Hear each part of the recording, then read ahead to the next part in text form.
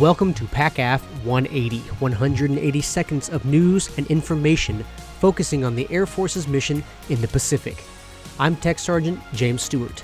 Participants at the Australian International Air Show witnessed the first non-military base arrival of the RQ-4 Global Hawk.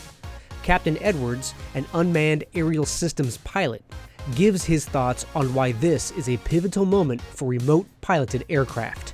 Flying the Global Hawk down to Avalon for the air show not only reinforces an already strong military-to-military partnership with the Australians and promotes theater security and cooperation by gaining an opportunity to see each other's capabilities up close and personal, but it also showcases our ability to safely fly RPAs in civilian airspace using civilian controllers and utilizing a civilian airfield, all first within Australia with this one flight. I think the more and more we demonstrate that we can do these kind of things safely and effectively each and every time, the stronger push we'll see towards a sense of normalcy to see unmanned and manned aircraft integrated seamlessly in the same environment worldwide. COPE North 2015 recently ended a week-long large force employment exercise.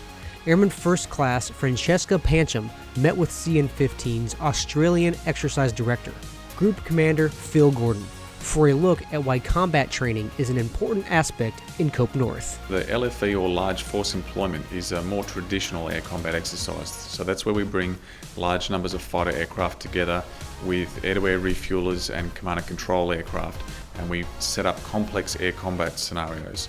There's lots of stuff going on in this scenario, lots of different aircraft. That complexity of training is what is really valuable to us, because having those differences, having those different assets is something that we're going to see in real world operations, but it's very hard to replicate in Australia. The future is all about coalitions. It's about like-minded partners coming together to help resolve any situation.